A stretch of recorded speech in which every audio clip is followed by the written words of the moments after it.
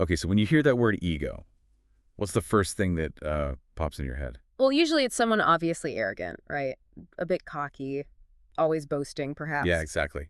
But what if that's just, the really obvious version? What if the biggest threat to your potential isn't something outside, but like this tricky voice whispering inside?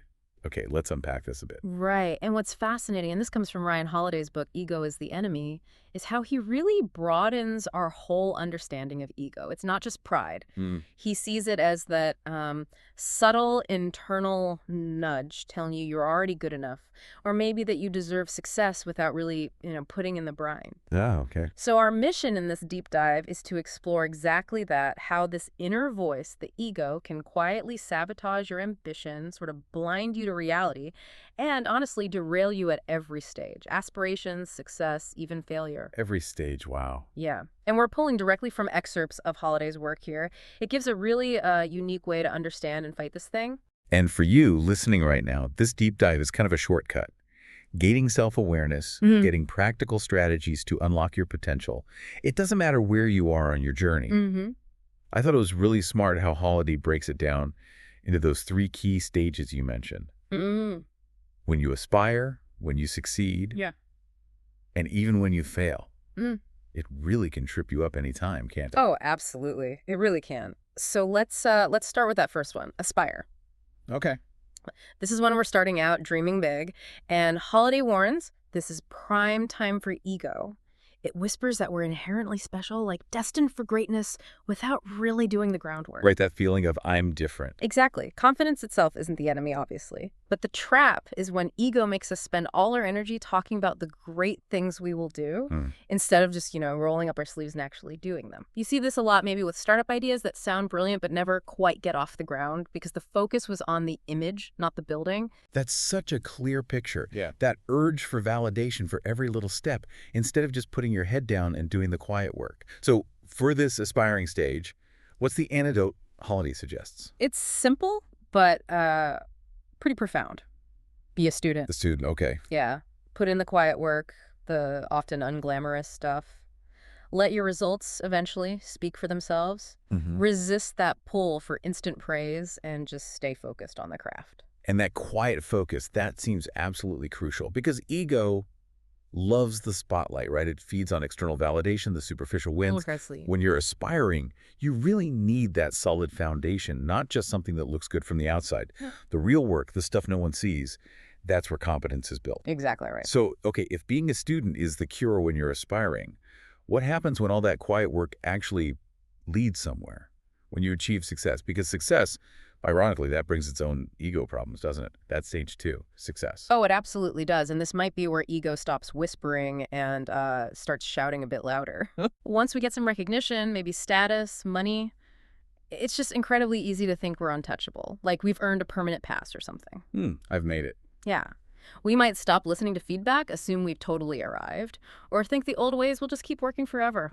Holiday really hammers this home. This is arguably the most dangerous time for ego. It makes us complacent, arrogant, and often we don't even see it happening. Wow. That's a scary thought, that subtle slide from being driven to just feeling entitled, that the very thing you aimed for could undermine you. What does Holiday say about keeping perspective when you're, on top? Well, his solution sounds familiar, actually. It's to remain a perpetual student. Ah, okay.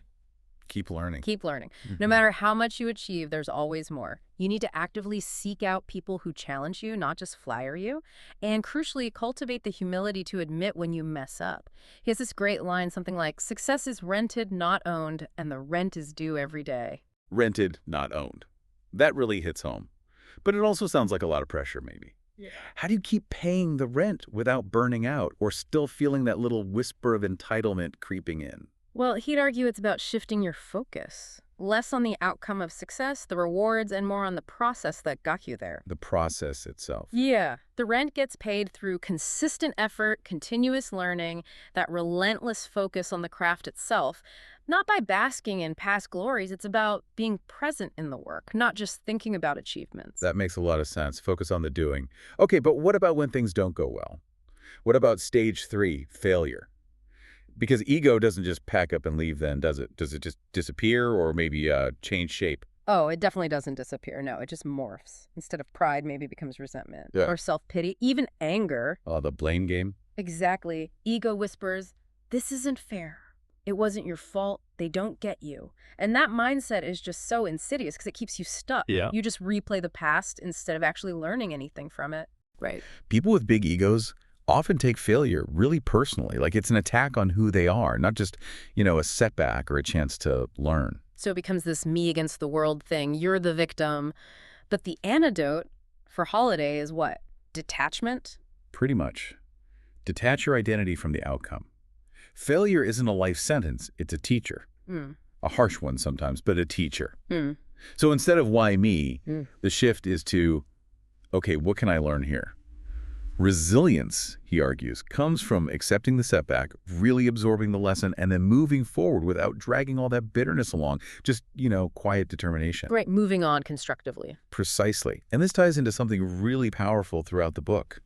This idea of the quiet work of greatness. Okay. Truly impactful people, the ones who genuinely shift things in their field or create lasting art, they often kind of avoid the spotlight while they're doing the work. They focus relentlessly on the mission, the task itself, not the applause. Holiday uses examples from history generals, writers, innovators, who got incredible results by putting the mission way ahead of their own ego. So it's not that recognition is bad, but you shouldn't chase it at the expense of the actual work. Ego loves that instant gratification, the praise, doesn't it? It absolutely does. But real mastery, real impact, that requires delayed gratification, that long-term, often unnoticed effort. And Holiday does give some practical ways to keep ego in check, right, throughout all these stages. He certainly does. It comes back to core ideas. Always be a student, no matter what level you're at. Approach things with genuine curiosity, humility. Okay. Practice silence, talk less, do more. Let your actions carry the weight.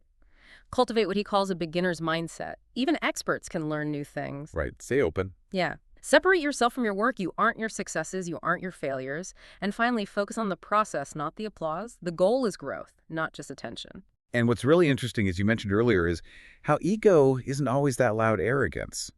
It's got disguises. So many disguises. Like it can show up as false humility, maybe, Right. or perfectionism. Yeah, or yeah. that feeling you have to control everything. Exactly. You might think you're just being careful or diligent, but sometimes that's ego-resisting feedback because it feels threatening or it's afraid of looking vulnerable. Spotting those subtle forms is so important before it completely takes the wheel. It really is like a quiet saboteur inside. Yeah, working from within. Indeed. And this leads to, I think, one of the most appealing ideas in the book, the freedom that comes with humility. Okay, tell me more about that freedom. Well, Holiday puts it beautifully. Humility isn't thinking less of yourself, it's thinking of yourself less. Ah, that's a key distinction. It is. When you take ego out of the driver's seat, you start making decisions based on reality, not on protecting some fragile self-image. You can take risks without being paralyzed by the fear of looking stupid. You can actually hear feedback without getting defensive. That sounds liberating, actually. It is. Humility is freedom, essentially. Yeah. It lets you focus on what actually matters instead of constantly managing how you're perceived. So, okay, bringing this all together. Yeah. What does this really mean for you, listening? It's not about crushing your self-confidence, is it? Not at all. It's about swapping that fragile ego for what Holiday calls grounded confidence. Right. True confidence that comes from competence.